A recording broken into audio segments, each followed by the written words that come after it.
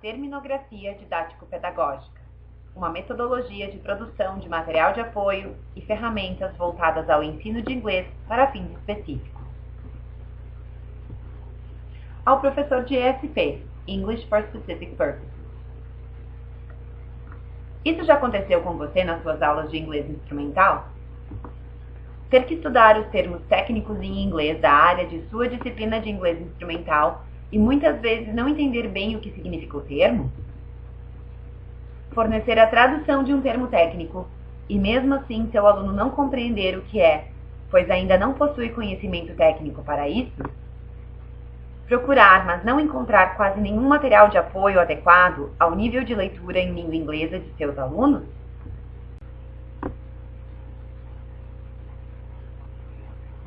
A terminografia didático-pedagógica vem para apontar um caminho para facilitar a produção de material didático ou de ferramentas de apoio ao ensino de inglês instrumental e, mais especificamente, para facilitar a leitura de textos técnicos a alunos.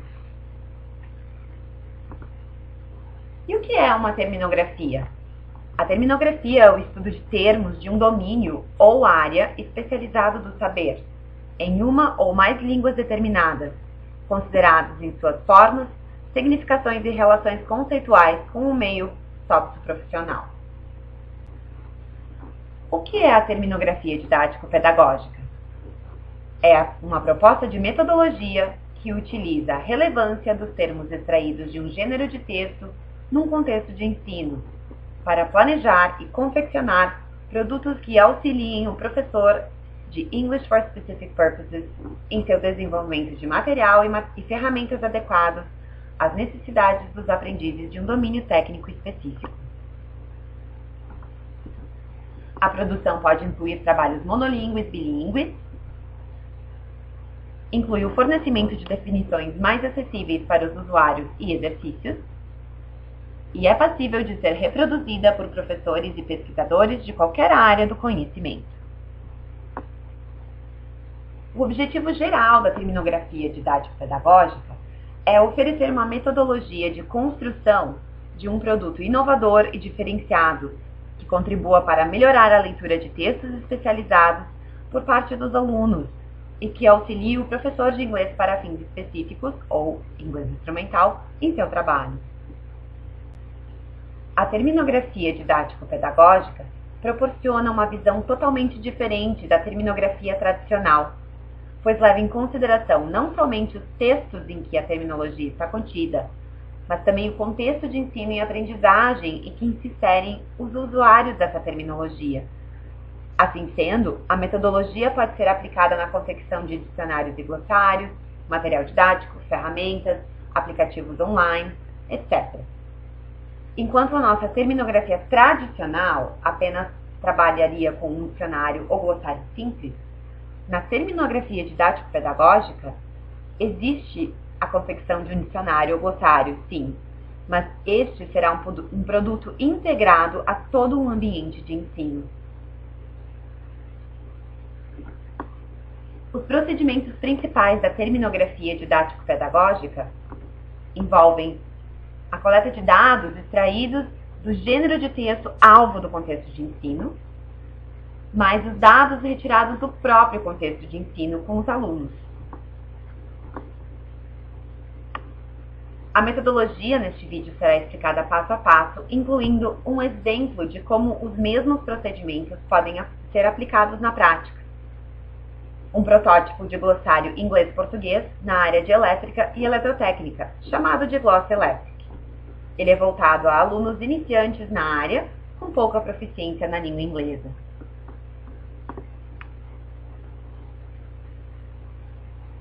O Gloss Electric é como se fosse um palco de teatro, ou uma peça de teatro, em que os espectadores e produtores são os aprendizes da área técnica. O ator principal é o termo técnico. Os coadjuvantes, o restante do vocabulário e características do gênero textual. E os produtores são os professores de ESP. O primeiro passo da metodologia da terminografia didático-pedagógica é a observação, em que se determina quais as dificuldades demonstradas pelos alunos da área técnica trabalhada e com o que elas se relacionam. No Gloss Electric, trabalhamos com alunos de graduação e de cursos técnicos em eletrotécnica e engenharia elétrica, a maioria com pouca proficiência em língua inglesa e pouca prática de leitura na língua, e em sua maioria adultos entre 25 e 40 anos, muitos já inseridos no mercado de trabalho. As dificuldades apresentadas pelos alunos se referiram ao fato de que os alunos ainda não entendiam muito bem a função e o significado da palavra em questão, a palavra em que apresentavam dúvidas. Existia uma falta de conhecimento em estratégias de leitura e reconhecimento de vocabulário. Os alunos questionaram muito sobre vocabulário que não era estritamente técnico. E, além disso, não conseguiam identificar a relevância do significado de alguns elementos essenciais para a leitura do texto. As palavras mais frequentes nem sempre eram os termos que mais causavam problemas para os alunos. O segundo passo da metodologia envolve a construção de uma árvore de domínio, sendo que um domínio se equivale a uma área de conhecimento. Uma árvore de domínio é um conjunto da rede de conceitos e noções que situam mais exatamente o campo a ser estudado. Ela também é conhecida como mapa conceitual.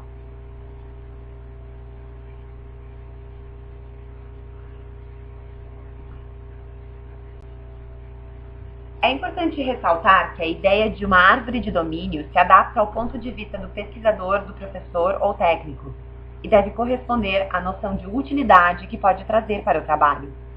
Não existe, portanto, uma versão correta de uma árvore de domínio. A árvore de domínio serve para compreender a hierarquia de conceitos da área em questão, para selecionar as sub-áreas a serem trabalhadas e os textos pertinentes para o trabalho com os alunos, para selecionar termos a serem inseridos no material, para auxiliar na composição das definições e no recorte de informações que vão compor o material, e para determinar alguns critérios para a organização do material. Na árvore de domínio do Gloss Electric, trabalhou-se com as áreas de engenharia elétrica e eletrotécnica de uma forma voltada para o processo didático-pedagógico. As subdivisões da árvore aqui foram nomeadas de acordo com uma combinação de algumas disciplinas existentes nos cursos técnicos e de graduação de elétrica, e com as áreas propostas pela Comissão Internacional de Eletrotécnica. A árvore foi compilada com o auxílio de um engenheiro elétrico. Na árvore, as divisões em negrito representam as áreas da eletrotécnica e da engenharia elétrica. E as divisões dentro das caixas representam os componentes elétricos. Os componentes elétricos em vermelho são aqueles que estão presentes em mais de uma área. Foram colocados dois exemplos de termos na árvore, as palavras output e ripple. O terceiro passo envolveu a seleção do texto-alvo, em que foi necessário selecionar os gêneros textuais que se desejava trabalhar com os alunos e estudar suas características. Essa escolha pode ser feita juntamente com um profissional da área técnica em questão. Para compilar o Gloss Electric, nós utilizamos datasheets de eletrotécnica e elétrica.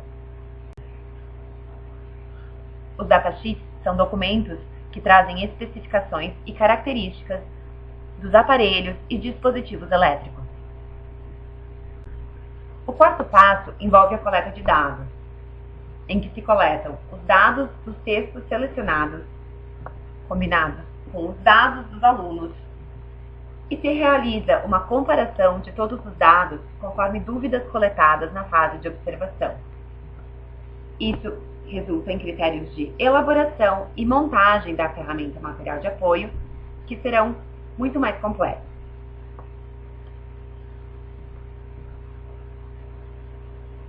Para o Gloss Electric, foram selecionados os seguintes dispositivos ou tópicos com seus respectivos datasheets.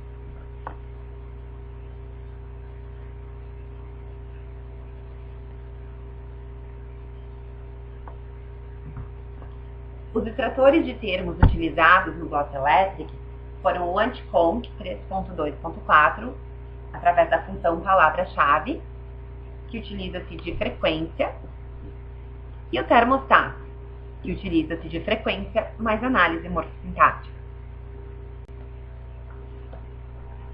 Como se deu a coleta de dados com os alunos no Gloss Electric? Os datasheets foram distribuídos a 108 alunos do curso técnico em eletrotécnica e a graduação em engenharia elétrica. Foi-lhes instruído que marcassem com um círculo ou sublinhassem as palavras dos datasheets que eles não conseguiam compreender durante uma leitura cuidadosa do documento.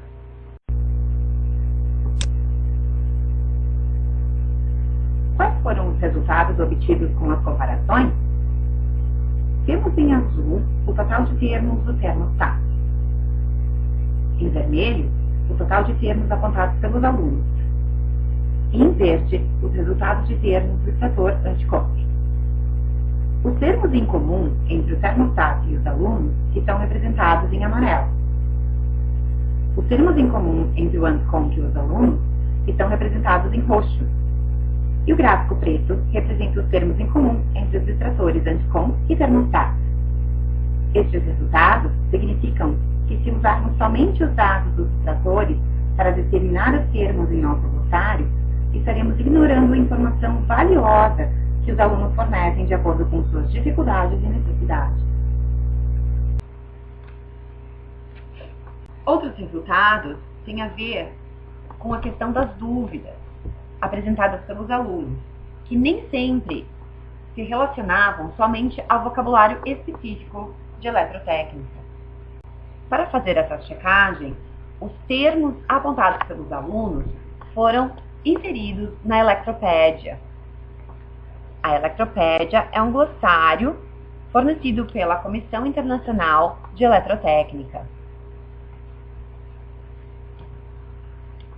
De um total de 640 candidatos a termos apontados pelos alunos, apenas 295 foram encontrados na Electropédia.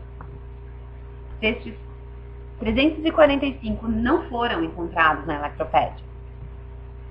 Destes 345, 101 foram consideradas fórmulas, abreviações e termos.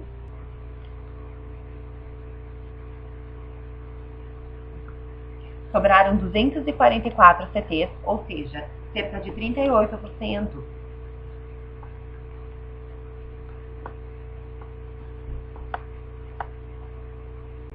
Outra questão determinada durante a coleta de dúvidas dos alunos era que nem sempre os termos que aparecem mais frequentemente causam mais dúvida aos alunos. De um total de 533 termos apontados pelo anticonc como os mais frequentes, apenas 115 coincidiam com os termos apontados pelos alunos.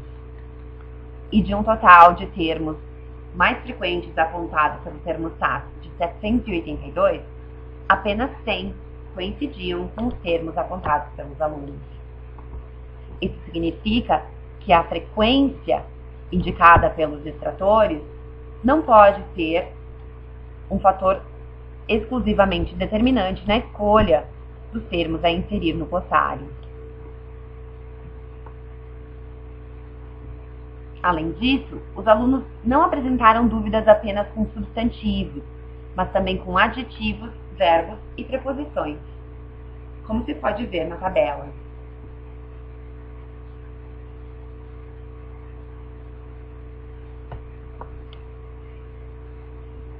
As dificuldades com estratégias de leitura voltadas ao vocabulário estiveram muito presentes nas dificuldades que encontramos com a coleta de dados. Elas se relacionam com a falha na identificação de cognatos, a falha em observar características do texto e contexto para compreender um termo, e o desconhecimento de elementos de coesão e prefixos e sufixos.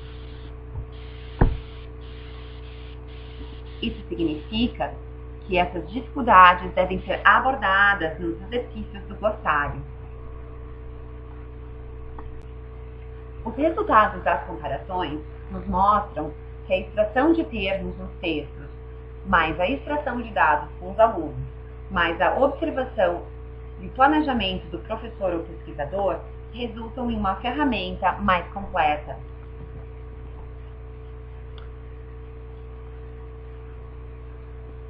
Também percebemos que a inserção de apenas os termos mais frequentes não resultaria em um material mais completo. Outra questão é que o vocabulário da ferramenta não deve ser apenas estritamente técnico, já que os alunos apresentaram dúvidas em outros tipos de vocabulário.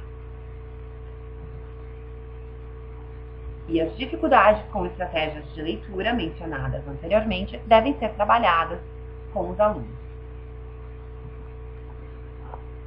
Os dados provenientes da aplicação da terminografia didático-pedagógica possibilitaram a confecção de uma amostragem de como será a estrutura geral do Glosselectric e os exercícios que farão parte da ferramenta.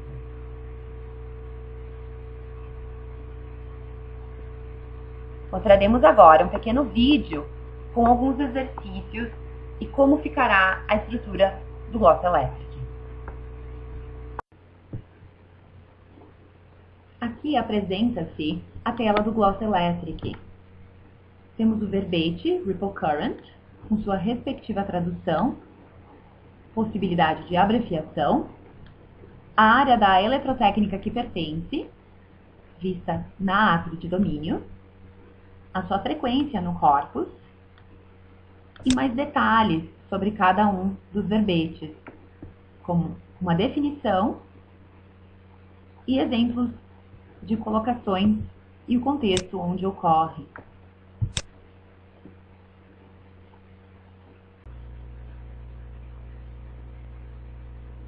Essa tela apresenta os exercícios do Glosselectric. Estes exercícios foram feitos baseados nas dúvidas apresentadas pelos alunos durante a coleta de dados. Os exercícios incluem atividades com pistas contextuais, termos técnicos e combinatórias, características do gênero datasheet, prefixos e sufixos, preposições, cognatos e verbos. Este é um exercício de pistas contextuais. Aqui, o aluno ou usuário do Glosselectric deve inferir do contexto o significado da palavra weight, ou peso. Ele deve observar o datasheet, onde está a palavra e o que está ao redor dela, e escolher uma das opções. Outro exemplo de atividade diz respeito às características do gênero textual datasheet. Aqui observamos que o datasheet possui diversas características que lhe são inerentes. Aqui, o aluno ou usuário deve identificar, de acordo com o número, a função de cada uma das partes dentro do documento.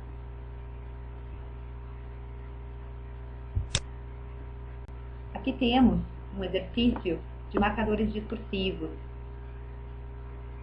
O aluno ou usuário deve identificar qual que é o marcador textual que indica as ideias expressas pelos números 1, 2, 3 e 4. Portanto, no entanto, se ou por exemplo.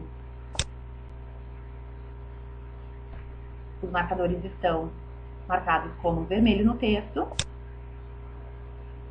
E o aluno ou usuário pode servir-se do contexto para responder o exercício.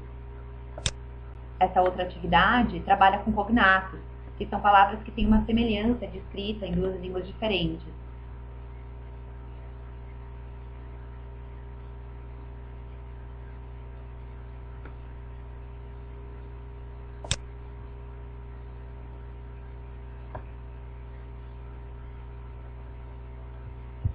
Aqui temos outra atividade que diz respeito à escolha de verbos, que são geralmente presentes no gênero textual da Tachique.